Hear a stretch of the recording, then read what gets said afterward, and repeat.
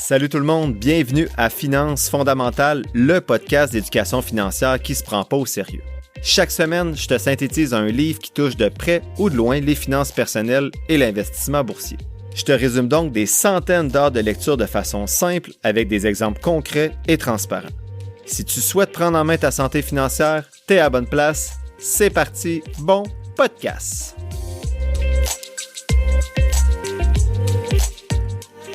Salut tout le monde, bienvenue au 112e épisode de Finances fondamentales. Je suis content d'être avec vous ce matin pour vous présenter les résultats des stratégies que j'ai expérimentées en 2024. Aujourd'hui, ça se peut que vous entendiez des petits sons inhabituels parce que j'ai une session de fou à l'université, donc j'ai pas le temps d'enregistrer les épisodes un petit peu d'avance. Donc, l'épisode qui doit sortir mardi, on est samedi en ce moment. Demain, j'ai pas le temps. Dimanche, on a des choses familiales. Lundi, j'enseigne toute la journée. Lundi soir, les filles ont du patinage artistique. Donc, j'ai décidé d'enregistrer aujourd'hui, mais je suis avec mes filles. Donc, je leur ai dit, soyez tranquilles en haut. Mes deux enfants, tout seuls, en haut, ça fait du bruit. Donc, je les ai invités plutôt à venir voir à quoi ça peut ressembler enregistrer un podcast. Donc, je suis avec mes deux progénitures et on forme la future génération de podcasteurs. Donc, est-ce que vous dites bonjour les filles? Donc, elles vont être tranquilles jusqu'à la fin de l'épisode, ne vous inquiétez pas.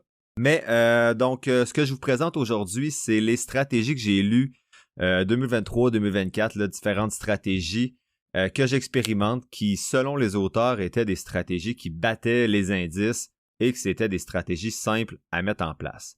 Donc, la première que je vous présente, et je rappelle avant de commencer, ça me prend à peu près 2 heures là, par année tester toutes ces stratégies-là avec de l'argent fictif, c'est vraiment des stratégies qui sont simples. Donc, la première, c'est la stratégie d'O'Shaughnessy que je vous avais présentée à l'épisode 24. Donc, les rendements passés de cette stratégie-là de 1954 à 1996 étaient de 18,22%. Donc, soit à peu près 10% de plus que les SP500. Et selon d'autres sites, de 64 à 2009, c'était autour de 17 à 19%. Ce qui sont des rendements assez intéressants. Je vous rappelle je vous résume la stratégie de façon très simple. Le market cap des compagnies, en fait, vous allez dans un screener, j'ai pas le mot en français, mais un site qui vous permet de mettre des variables pour sélectionner différentes compagnies. En fait, ça permet de trier les compagnies. Donc, un screener. Et ce que tu fais, tu dois utiliser la variable capitalisation boursière, donc market cap, et ça doit être des compagnies qui valent plus que 250 millions. Ensuite, tu veux aussi comme variable qu'il y ait 50 millions de ventes annuelles et plus, qu'il y ait un ratio cours-vente annuel plus petit que 1,5, et tu veux avoir accès aux données des rendements, donc comment le titre a progressé au cours des 3, 6 et 12 derniers mois. Mais ça, il n'y a pas de variable à mettre, tu veux juste les avoir, donc tu mets en haut de 0%. Ensuite, tu cliques sur Screen, donc tu veux identifier les entreprises qui répondent à ces variables-là. Et tu vas sélectionner les 50 titres qui ont eu le meilleur rendement, donc qui ont le meilleur momentum au cours des 12 derniers mois. Donc, tu vas classer en ordre décroissant, donc du plus gros au plus petit, la colonne 12 mois rendement, et tu vas sélectionner les 50 premiers. Ensuite, tu vas vérifier si les bénéfices sont positifs sur 5 ans. Donc, tu vas devoir avoir la variable également, la marge de profit, 5 ans, et tu veux t'assurer que cette marge sur 5 ans-là est positive. Si dans les 50 premiers titres, il y en a qui ont des marges de profit négatives, ben tu vas pas les sélectionner, donc tu vas peut-être aller 3, 4, 5 titres un petit peu plus loin pour remplacer ces titres-là. Un bonus, selon l'auteur, c'est d'avoir un dividende élevé, donc tu peux rajouter cette colonne-là. Pour l'instant, moi, je prends cette variable-là en note et ça ne semble pas avoir beaucoup d'importance depuis 3 ans. Ce qui est intéressant de la stratégie d'O'Shaughnessy, c'est que c'est systématique et c'est simple. C'est vraiment ce que recherchait l'auteur André Gosselin en 1999 quand il a écrit le livre, c'est que n'importe qui peut faire le résultat, peut faire la stratégie et va arriver au même résultat avec de bons rendements. Donc, si moi et vous, tantôt, on rentre les variables et on screen, mais on va arriver aux 50 mêmes compagnies qu'on va sélectionner et dans 1 an qu'on va revendre, on va avoir eu les mêmes rendements. Je teste plusieurs alternatives là, à cette stratégie-là. En fait, je regarde qu'est-ce que ça fait si on en prend 25, 50, si on vend après 6 mois ou 12 mois, qu'est-ce qui est mieux, et je vous présente tout ça. Donc, en 2022, pour la stratégie d'O'Shaughnessy, selon les sélections que j'avais faites le 3 décembre 2021, lorsque j'ai regardé le 3 décembre 2022, on se rappelle que ça avait été très gagnant. L'an passé, ça avait été plutôt très perdant, donc du 3 décembre 2022 au 3 décembre 2023. Et cette année, pour le rendement 2024, donc j'ai sélectionné les titres le 3 décembre 2023 et je les ai vendus le 3 décembre 2024. C'est important de savoir que dans cette période-là, VFV, qui représente l'indice américain SP500, a fait 38%, donc entre le 3 décembre 2023 et le 3 décembre 2024, et XEQT, donc le FNB tout en 1, a fait 28%. Donc, je vous présente les résultats des différentes alternatives que j'ai testées. La première, donc avec les 50 compagnies, si je les avais vendues comme c'est prévu après un an, j'aurais fait 50% en 2024. Si j'avais pris les 35 meilleurs et que je les avais vendus après un an, donc 12 mois, j'aurais fait 56%. Et si j'avais pris les 25 meilleurs, donc ceux qui avaient les rendements les plus élevés dans les 12 derniers mois, lorsque je les ai sélectionnés, j'aurais fait 63%. C'est aussi la troisième année de suite que si je prenais plutôt les 25 qui ont la plus grosse capitalisation boursière, donc le plus gros market cap, que ça performe mieux que si je prends les 25 qui ont la plus petite capitalisation boursière. Donc cette année, si j'avais pris les 25 plus grosses compagnies dans le top 50, j'aurais eu 72% de rendement. Et si j'avais pris les 25 plus petites, j'aurais eu 34%, ce qui est quand même intéressant, mais qui est presque la moitié. Donc le constat pour cette première stratégie-là de Shaughnessy, c'est qu'en 3 ans, ça me donne pour le top 25, j'avais pris les 25 meilleurs. Quand je sélectionne les titres et non pas les 25 meilleurs a posteriori, là, vraiment quand je sélectionne, quand je mets la colonne en ordre décroissant sur mon screener, si je prends juste les 25 meilleurs et que je vends après un an, la moyenne sur 3 ans de rendement, c'est 32%. Si j'avais pris le top 50 comme la stratégie prévoit, j'aurais fait 27% dans les 3 dernières années. Comparativement à dans les 3 dernières années pour cette période-là, 14% VFV et 10% XEQT. Donc la combinaison la plus faible sur 3 ans parmi les 9 que j'ai testés, c'est 14% dans les 3 dernières années si on prenait le top 25 avec les dividendes les plus élevés, ce qui est égal à VFV. Donc en gros, si on se concentre sur la stratégie le top 50, top 35 ou top 25 des titres qui ressortent dans le screener, surtout si on prend les 25 plus grosses capitalisations boursières, la stratégie semble super intéressante à date. Si je compare avec le 10% de XEQT, que ça serait mon FNB si je ne faisais pas de sélection individuelle ou je n'avais pas des FNB séparés. Donc, si j'avais juste un FNB à choisir, ça serait XEQT. Si j'avais eu 100 000 $ il y a 3 ans de placer avec XEQT, j'aurais eu 135 000 $ aujourd'hui. Par rapport au versus, si j'avais pris le top 25 dans cette stratégie-là, j'aurais eu 258 000 $. Donc, en 3 ans, j'aurais eu 120 000 $ de différence de plus dans mes poches. Des fois, quand je regarde ça, je verse une larme. Donc, il ne faut jamais regarder en arrière, mais si dans les 3 dernières années, j'avais mis en place cette stratégie-là avec le top 25, top 35 ou top 50, ça aurait été super intéressant. Donc, quelque chose que je garde à l'œil, encore une fois, pour les prochaines années. La deuxième stratégie expérimentée, c'est le Momentum Investing que j'avais aussi présenté à l'épisode 24. Et cette stratégie-là, de 64 à 2009, avait fait 15,3% de rendement en moyenne. Je rappelle, cette stratégie-là, ça prend un market cap au-dessus d'1 milliard dans votre screener, un chiffre d'affaires d'au moins 50 millions au cours des 12 derniers mois, un ROE, donc Return on Equity, positif, donc supérieur à 0,1%. Il faut que le cours de l'action, donc son prix, soit égal ou supérieur à celui de 3 mois. Donc la performance doit être positive dans les 3 derniers mois. Même chose dans le dernier mois, donc on veut vraiment un titre qui est en train de progresser, qui a un momentum. Et on veut que ce soit un titre qui se transige dans les 500 titres les plus fortement négociés sur le marché boursier, donc les 500 titres qui ont le plus gros volume de négociation en ce moment. On veut aussi que la progression du cours de l'action soit la plus élevée dans les 12 derniers mois.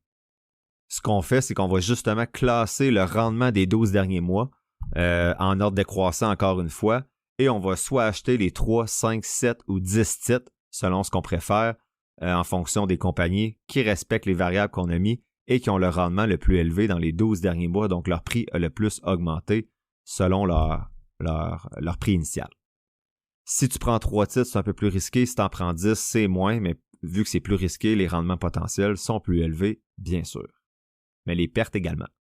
L'auteur dit d'investir de préférence entre le 1er novembre et le 15 janvier. Moi, ce que je fais, comme j'ai dit tantôt, c'est le 3 décembre.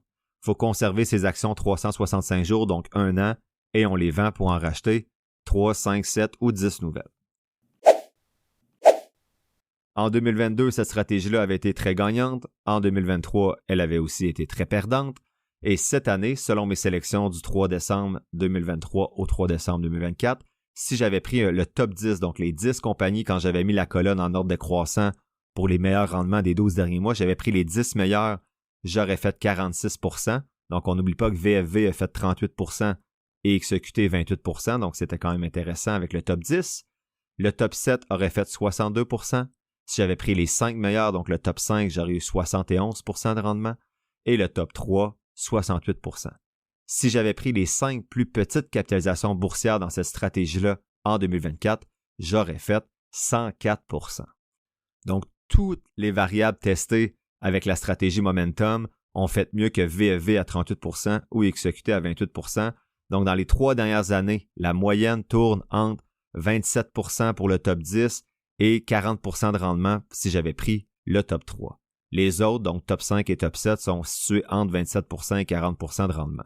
Donc, si on prend le top 10, moi, c'est ce que je ferais si je mettais en place cette stratégie-là parce que je suis trop heureux pour juste prendre 3 compagnies un petit peu à l'aveugle comme ça, mais c'est quand même 27% de rendement par rapport à 10% pour exécuter. Donc, j'aurais eu près de 90$ de plus dans mes poches en 3 ans.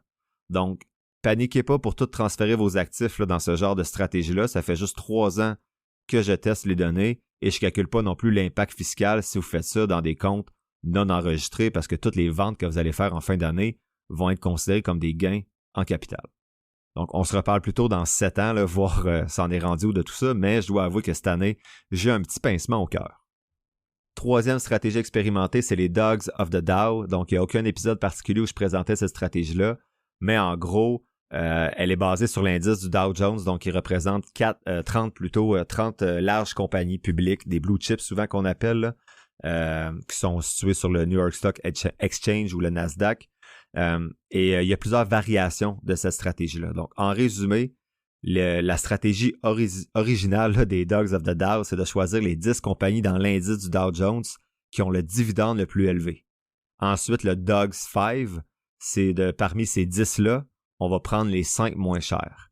Le Dogs 4, parmi les 5 moins chers, on va prendre les 4 plus chers. Donc, les 4 plus chers des 5 moins chers. Et enfin, le Foolish 4, c'est dans le Dogs 4, le Dogs 4, donc on a pris les 4 plus chers des 5 moins chers. Bien, on va accorder 40% aux moins chers et 20% de notre portefeuille aux 3 autres. Donc, au lieu de répartir ça de façon égale comme dans les autres variations. Le rendement en 2022 de la stratégie, en fait des différentes stratégies, là, soit l'original, le Dogs 5, le Dogs 4 ou le Foolish 4, a été légèrement gagnant en 2022, ont été perdants en 2023 et voici les résultats des rendements pour 2024. Donc si on prend la stratégie originale où on prend les 10 compagnies qui ont le plus gros dividende dans l'indice Dow Jones, le rendement en 2024 a été de 4%. Pour le Dogs 5, donc on prend les 5 moins chers, moins 7%. Le Dogs 4, 4% et le Foolish 4, 4%. Donc, cette stratégie-là, je l'ai testée plutôt du 1er janvier au 31 décembre 2023, en fait plutôt 2024. Et dans cet espace de temps-là, VFV a fait 35% environ et XEQT 24% environ également. Donc, c'est près de 30% de sous-performance là, presque pour les Dogs en 2024. Donc, ça fait mal. Et dans les 3 dernières années, pour la stratégie originale qui est la plus efficace, donc on en prend 10, c'est 8% de rendement dans les 3 dernières années par rapport à 10% pour XEQT et 16% pour VFV. Donc, ça ne semble pas être une stratégie qui vaut la peine malgré sa simplicité dans les dernières années. L'avant-dernière stratégie, la 4e que j'ai expérimentée en 2024, c'est le Shareholder Yield, donc S-H-A-R-E-H-O-L-D-E-R espace Y-I-E-L-D. J'ai présenté cette stratégie-là à l'épisode 40. Puis qu'est-ce qu'on fait dans cette stratégie-là? Ben, on va additionner les rendements en dividendes avec le pourcentage des actions rachetées par une compagnie, donc des rachats positifs, donc qui ont donné des rendements positifs aux investisseurs au cours de la dernière année. Donc, si par exemple, il y a eu 3% de dividendes et que la valeur des actions rachetées a ajouté 5% à la valeur du titre pour l'investisseur, ben ça va donner un shareholder yield de 8%. Donc, ça permet de reconnaître les vraies bonnes valeurs et surtout les compagnies qui n'hésitent pas à redistribuer une partie de leurs profits à leurs actionnaires. Donc, selon André Gosselin, dans l'épisode 40, de 84 à 2004, les 10 titres du SP500 avec les plus gros shareholder yield renouvelés une fois chaque année avaient offert des rendements de près de 23% par rapport à 12% pour l'indice du SP500. Donc, je doutais beaucoup qu'une stratégie aussi simple puisse fonctionner. Donc, j'ai décidé de l'expérimenter depuis. Celle-là, ça fait seulement 2 ans que je l'expérimente. Donc, en 2023, elle avait été très perdante par rapport aux principaux indices que j'utilise. Et cette année, elle a fait 42% par rapport au VFV que je rappelle qui a fait 35% et XEQT qui a fait 24%. Donc, en 2024, c'est intéressant, cette stratégie-là, mais on avait fait 1% en 2023, c'était catastrophique. Donc, juste 2 ans de données ici jusqu'à maintenant. Je vais vous donner la moyenne de 3 ans l'an prochain. Enfin, la dernière stratégie que j'expérimente, c'est la formule magique que j'ai présentée à l'épisode 41. Donc, ça nous invite à acheter des compagnies avec un ROIC, donc un ROIC, qui est élevé et un PE ratio, donc Price Earning Ratio, qui est bas. Donc, ce que l'auteur dit, c'est qu'on va finir par acheter des compagnies qui sont sous-évaluées, mais qui ont quand même une rentabilité intéressante. Donc, sa formule magique, c'est la suivante, c'est de classer les compagnies selon leur score combiné dans leur PE ratio et dans leur ROIC. Donc, ce qu'il faut faire, c'est classer, mettons, la compagnie qui a le meilleur ROIC va avoir le plus gros score, alors que celle qui a le PE ratio le plus petit va avoir un gros score. On combine ces 2 scores-là et on prend ceux qui ont les scores les plus élevés. Ce qui est simple, c'est qu'il y a un site Internet que j'utilise qui va classer de 30 à 50 compagnies comme ça automatiquement selon le market cap qu'on choisit d'utiliser. On garde ces compagnies-là 1 an et on les vend. Lui, il suggère plutôt, là, je ne vais pas dans le détail, là, mais écoutez l'épisode 41 si ça vous intéresse, mais d'y aller 7 compagnies à la fois là, pendant 3-4 mois, puis à la fin, après 1 an, ben, on va avoir nos 30 compagnies, puis après ça, ben, on en vend 7 à peu près à chaque 3 mois selon quand on les a achetés. Là. Donc, sur 17 ans, de 88 à 2004, le rendement, selon l'auteur, a été de 13,8% par rapport à 12,3% pour le marché US. Je dois avouer que pour 1,5% de surperformance, je ne suis pas certain que j'investirais dans des compagnies les yeux fermés, mais je le teste quand même. Donc, en rendement là, en 2023, ça avait été moins 10%. Donc, ça avait été catastrophique l'année passée. En 2024, c'est 2% de rendement versus 35% pour VFV et 24% pour XEQT. Donc, cette stratégie-là est vraiment perdante là, depuis 2 ans. C'est moins 4% en 2 ans par rapport à 17-18% là, pour XEQT en 2 ans. C'est plus stressant aussi parce que sur 30 compagnies, il y en a 25 que je ne connais pas pantoute. Donc, je vais encore la réessayer 2-3 ans pour voir ce que ça donne. Puis sinon, je vais arrêter de l'expérimenter. Donc, la conclusion de l'épisode, on voit que sur 3 ans, le value investing puis le momentum investing nous aurait fait gagner entre 90 et 120 000 $ de plus en 3 ans seulement avec un investissement initial de 100 000 $, ce qui est énorme. Là. Et le shareholder yield est pas mal égal au marché. Et la formule magique et les Dogs of the Dow, eux, c'est 2 stratégies qui sous-performent grandement les principaux indices que j'utilise, soit le SP500 et l'indice, le FNB XEQT. J'ai bien hâte de voir là, après 5 ans que ça va donner, mais jusqu'à maintenant, je trouve ça super intéressant comme résultat de voir ce que ça donne. Key points, qu'est-ce qu'il faut retenir de cet épisode-là? Ne pas faire à la maison, du moins pas tout de suite. On fait juste s'amuser en testant ces stratégies-là.